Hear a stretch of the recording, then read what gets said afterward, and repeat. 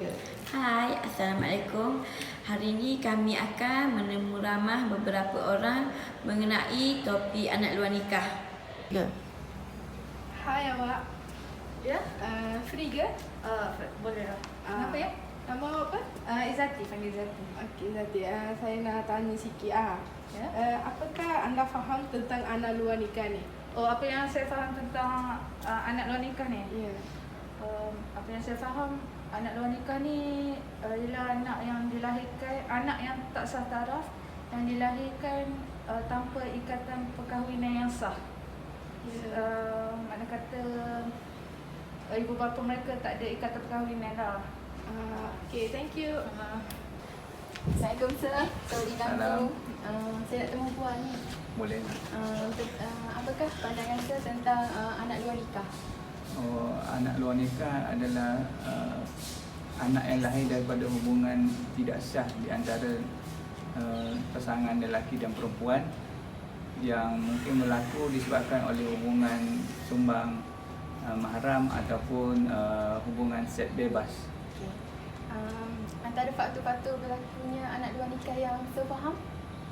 Itulah hubungan bebas antara lelaki dan perempuan yang tak ada batas yang boleh menyebabkan berlakunya hubungan seks tanpa perkahwinan.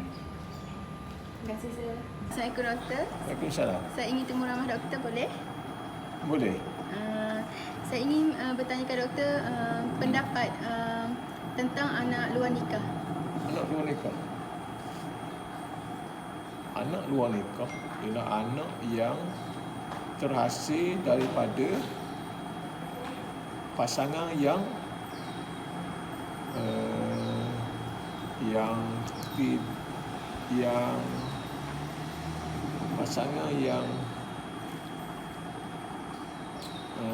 tidak melalui proses perkahwinan yang betul. Maksudnya lelaki dan perempuan ni tidak berkahwin. Tidak berkahwin seperti mana yang betul lah mengikut syarat-syarat yang dikehendaki oleh Islam. Okay, seterusnya apakah faktor berlakunya anak luar nikah yang doktor faham? Punca berlaku perkara ni banyak punca. Antara punca yang pertama ialah satu dari segi pegangan agama. Kan, pegangan agama yang tidak ada, dia tidak ada penghayatan agama dalam diri, tidak mengamalkan nilai-nilai dalam nilai Islam, nilai agama dalam diri, dan juga mengenepikan agama dalam hidup, tidak mempraktik agama dalam hidup, tidak letakkan agama sebahagian daripada amalan harian. So jadi punca pertama saya merasakan bahawa ialah yang berlaku perkara ini adalah kerana ceteknya pengetahuan mereka tentang agama. Yang kedua, pergaulan yang bebas. Pergaulan yang bebas lah. Maknanya sepatutnya Islam ini kalau dia tidak ada perkahwinan yang sah, dia tidak boleh bergaul sebebas macam tu. Contoh pergaulan bebas, boleh ke mana, ke sana ke sini kan, berduaan, pergi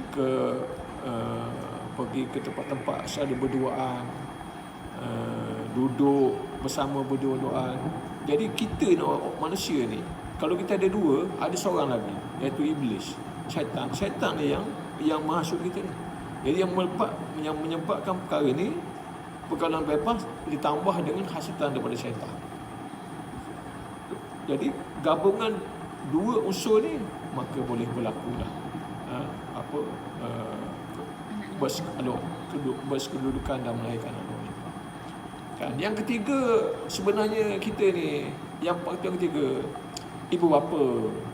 Ibu bapa ni tak kawal anak dia. Kan? Kenapa boleh berlaku perempuan lelaki pergi ke sana, balik malam, tak balik rumah, berduaan. seolah tidak ada kawalan. Sebab itulah ibu bapa ni kena tahu anak dia, kan? Hari ni ke mana, apa yang dibuat, kan? Cukup tak dibagi didikan, cukup tak dibagi nasihat kepada anak-anak, jangan buat ini, jangan buat ini. Jadi ibu bapa ni dia kena letak satu peranan, kena mainkan peranan supaya kena beritahu remaja supaya ini boleh, ni tak boleh. Kalau ini boleh, ni tak boleh. Kalau tak biarkan, dia akan bolehlah. Mana dia akan cenderung melakukan perkara-perkara yang disebut tadi. Seterusnya, Ya. langkah-langkah mengurangkan kelahiran anak luar nikah yang Oh, Doktor langkahnya. tahulah. Okey, langkah dia pertama, kita kena bagi kepada mereka ni pengetahuan. Apa kesan kalau lahir anak luar nikah? Kalau orang Islam, apa dia punya kesan dia kepada orang Islam? Okay, pertama, bila lahir luar nikah ni, dia seolah-olah meruntuhkan satu sistem kekeluargaan. Sebab anak luar nikah ni, ayah mak bukan anak yang betul. Bermakna dia seolah-olah anak yang bukan setara, yang mungkin yang memberi implikasi kepada seterusnya. Okay. Jadi Islam memandang perkara ini sangat serius. Sebab itulah Islam ini dia melihat zina anak luar nikah ni satu benda yang sangat jijik, yang berat hukuman. Orang berzina, kan, kalau dia dah kahwin, rejam sampai mati. Orang berzina belum kahwin, kena otal dan sebagainya. Bermakna Islam meletakkan perkara-perkara ini ataupun benda ini adalah sangat berat hukuman dan juga satu perkara yang berjijiklah dalam agama. Okay, yang keduanya, peran ibu bapa. Ibu bapa ni dia kena main peranan. Jangan dia tahu bagi makan saja, tapi lebih pada tu dia kena tahu apa aktiviti anak dia setiap hari. Kalau dia pergi keluar, dia pergi keluar ke mana? Keluar dengan siapa? So balik pukul berapa? Dan juga apa yang dibuat kat luar. Ibu bapa dia tak boleh percaya 100% kepada anaknya. Sebaliknya dia kena tahu apa anak dia buat di luar, kan? Okay, yang ketiga, kita lah, masyarakat ni kena main peranan, kan? Dulu masyarakat kata kalau kita beritahu puan, anak puan berdebu kat sini, oh marah, janganlah ni, kan? Marah sebab apa panggil beritahu jaga hau orang dan sebagainya. Ini tak betul. Patut masyarakat ni kalau beritahu kena terima kasih, kan? Oh alhamdulillah awak beritahu anak saya ni ada sini, boleh saya beritahu, saya marah kat dia, nasihat kat dia. Tapi sekarang terbalik, bila kita beritahu tu masyarakat marah. Sepatutnya bila orang beritahu, masyarakat beritahu, kita kena terima kasih. Ini peranan masyarakat supaya kita sama-sama menjaga rakyat, masyarakat kita, supaya amalkan, jauhkan perkara-perkara yang tidak baik. Kalau masyarakat tak main peranan, susah, kan? Kami merasakan, saya merasakan perkara ini akan menjadi makin. Yang keempat ni gadget ni main peranan, betul tak? Yang iPhone dan sebagainya. Boleh tengok video, sangat mudah nak tengok benda, tak ada kawalan apa-apa. So apa peranan sini? Kemungkinan kena ada kerajaan ke, nak kata siapa pun, cuba kawal benda-benda macam ni. Inilah benda-benda yang mendorong sebenarnya, mendorong orang itu untuk melakukan perkara ni. You boleh tengok video-video yang tak baik dalam ni, bermacam-macam video yang tak baik. Video-video yang tak baik ni sedikit sebanyak sangat memain peranan untuk tarik orang tu melakukan perkara-perkara yang tidak baik. Jadi insya-Allah kalau 3-4 elemen ini kalau kita boleh praktis, kan, kita boleh amalkan, kita merasakan benda ni boleh kita kawal dan kita kurangkan dalam masyarakat kita. Okey, ada sekali nak tanya kesimpulan yang boleh dibuat dari doktor mengenai anak luar nikah.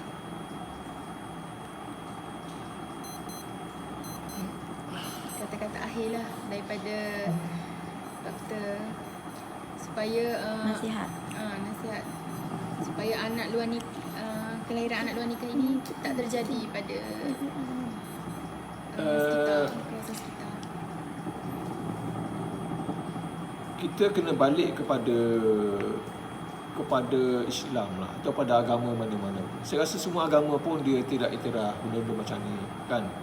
Benda-benda yang melibatkan anak nikah ni. Kita kena balik kepada agama. Kita kena dedahkan kepada mereka kan. Apa perkara yang agama suruh dan apa perkara yang agama larang. Okey, yang keduanya, apa kesannya kalau berlaku perkara macam ni dalam agama? Berlakunya perkara sumber mahram ataupun anak luar nikah dan sebagainya. Apa kesan kepada perkara ni? Dia perkara ni bukan kesan kepada yang berlaku tu saja.